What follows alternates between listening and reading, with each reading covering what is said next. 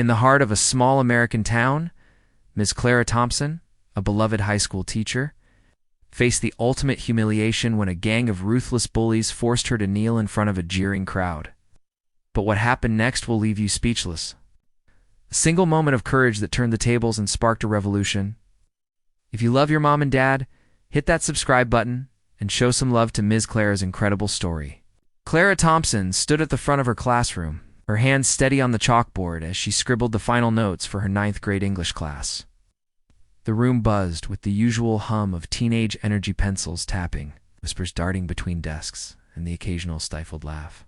Clara, a woman in her early 40s with kind eyes and a no-nonsense demeanor, had spent 20 years teaching at Willow Creek High School in the small town of Maplewood, Indiana. She was the kind of teacher who remembered every student's name, who stayed late to help with essays, who brought homemade cookies on exam days. To her students, she was more than a teacher. She was a mentor, a confidant, a beacon of stability in a world that often felt chaotic. But today, as the final bell rang and the students filed out, Clara felt a strange unease settle in her chest. She couldn't pinpoint why. Maybe it was the way a group of boys in the back had been whispering, their eyes glinting with something sharper than mischief. Shaking it off, she gathered her papers and headed toward the faculty lounge, unaware that her life was about to change forever. Maplewood was the kind of town where everyone knew everyone else's business. With a population barely scraping 10,000, it was a place where Friday night football games drew bigger crowds than church services. And the local diner was the unofficial town hall. Clara had grown up here, attended Willow Creek High herself, and returned after college to give back to the community that shaped her. She loved her job, loved her students, even the challenging ones. But lately a shadow had crept over the school. A group of seniors led by a charismatic but cruel boy named Derek Vance had been pushing boundaries. It started small, snide comments in class, defaced lockers, whispered threats in the halls. But over the past few months, their behavior had escalated. Derek, with his sharp jawline and sharper tongue, had a knack for rallying others. His crew Tommy, Nate, and a quiet kid named Ethan who seemed to follow out of fear rather than loyalty, had become a force of chaos. They targeted anyone who crossed their path. Younger students, substitute teachers, even custodians. Clara had noticed the fear in her students' eyes, the way they avoided certain hallways, the way the school's spirit seemed to dim.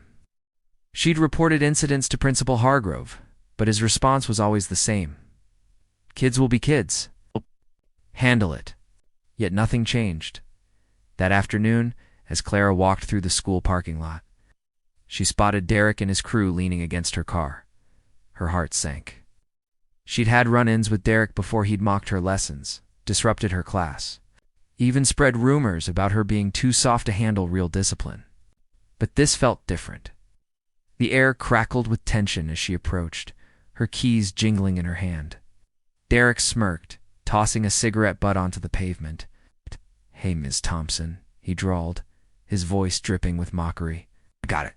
Minute. Clara straightened, her teacher's instinct kicking in. "Derek, you know you shouldn't be smoking on school property. Move away from my car, please." The other boy snickered, but Derek's eyes narrowed. "You think you're in charge here?" he said, stepping closer. "This town, this school, it's ours. You're just a nobody who thinks she's somebody." Clara held his gaze, refusing to back down. "Go home, Derek. This isn't worth it." But as she turned to unlock her car, Tommy grabbed her arm, spinning her around. Before she could react, Nate shoved her forward, and Derek barked, "On. Your knees, teacher. Let's see how tough you are now." The parking lot wasn't empty. A crowd of students had gathered, phones out, recording the scene. Clara's heart pounded as she stumbled, her knees hitting the gravel. The humiliation burned, but she refused to cry. She looked up at Derek, his face twisted with triumph, and saw the crowd growing students. Some she'd taught, others she didn't know, all watching, some laughing, some silent.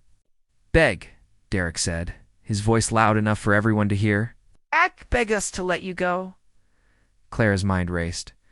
She thought of her years at Willow Creek, the students she'd helped, the lessons she'd poured her heart into. She thought, Of her late husband, Tom, who'd always told her to stand tall no matter what. And she thought of her daughter, Lily, a freshman at the same school, who might be watching this right now. Clara's voice was steady when she spoke. "I don't beg," she said. "Not to you. Not to anyone."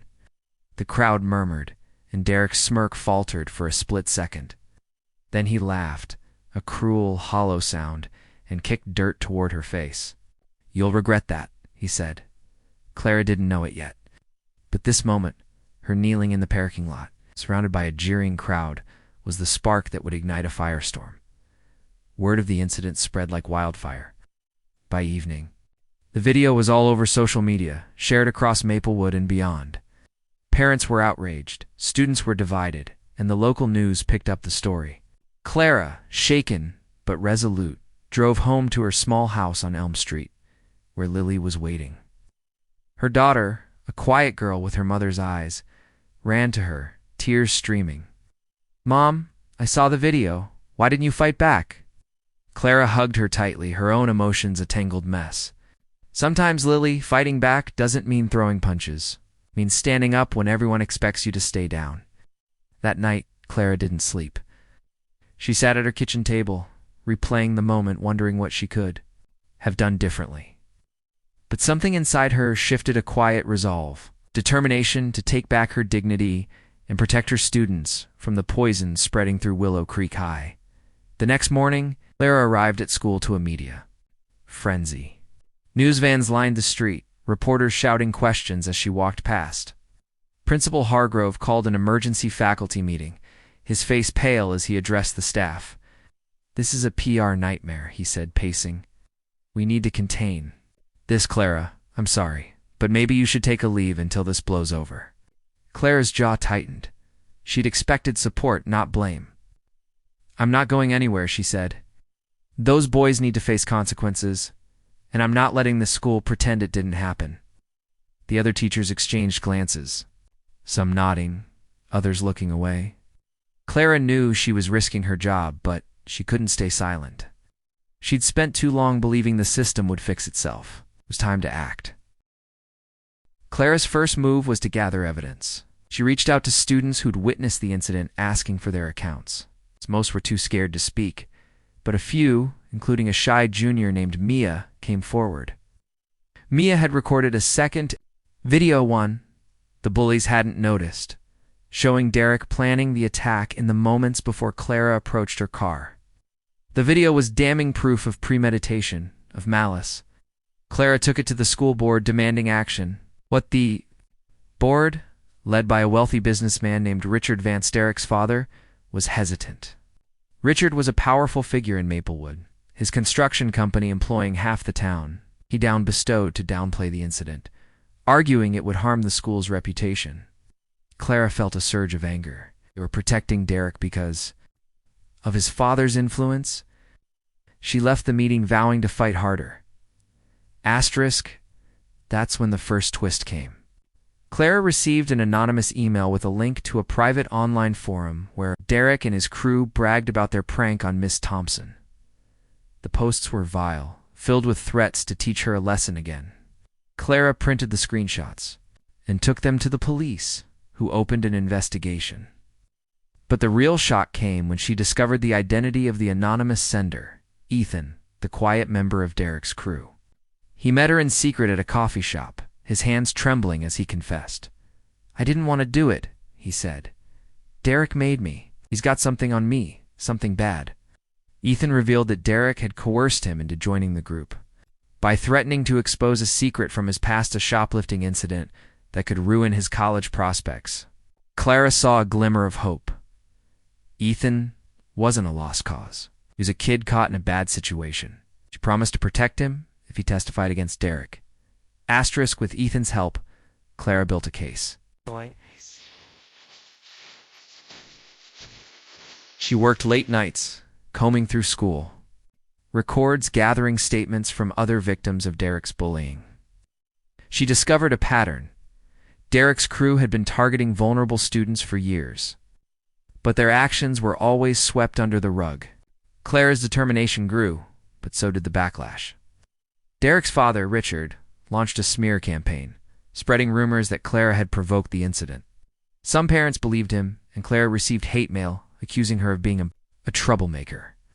Even Lily faced harassment at school, with students whispering snitch as she passed. Clara's heart broke for her daughter, but Lily stood strong, saying, "I'm proud of you, Mom. Keep fighting." Asterisk. The turning point came during a town hall meeting.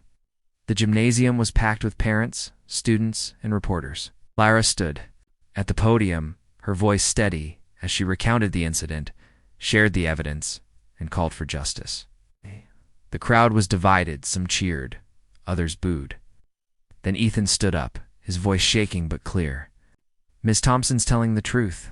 I was there. I helped them because I was scared. But I'm done being scared." The room fell silent. Then Mia stood, followed by another student, then another, each sharing their own stories of being bullied by Derek's crew. The tide turned. Parents demanded accountability. The school board, cornered by public pressure, suspended Derek, Tommy, and Nate pending the police investigation. Asterisk, but the story didn't end there. Derek, furious at being exposed, confronted Clara outside her home late one night. He was alone, his bravado crumbling as he tried to intimidate her. "You think you've won?" he sneered. "My dad owns this town." Clara stood her ground, her voice calm but firm. "Your dad doesn't own me." Unbeknownst to Derek, Lily was recording from the window. The video of Derek's threats went viral, and Richard's influence began to waver. Police arrested Derek for harassment, and the other boys turned on him, cutting deals to avoid harsher charges. Ethan, with Clara's support, came clean about his past and was given community service instead of jail time. Asterisk, Clara's victory wasn't just legal, it was personal. She returned to her classroom, greeted by a standing ovation from her students. She implemented an anti-bullying program, training teachers and students to recognize and stop harassment. Maplewood began to heal, and Clara became a local hero. At a school assembly, she shared her story, ending with a message. Courage isn't about being fearless. It's about standing up when you're afraid. The crowd erupted in applause, and Lily ran to hug her, tears in their eyes. Asterisk, Clara's life wasn't perfect after that. She still faced whispers from those loyal to Richard Vance, and the legal battles dragged on. But she'd reclaimed her dignity and inspired a community to change. As she stood in her classroom watching her students write essays on resilience, she knew she'd done more than rise up, she'd shown them how to do it too. Asterisk, hey viewers, we want to hear from you. Which part of the country are you watching this incredible story from? Drop it in the comments below.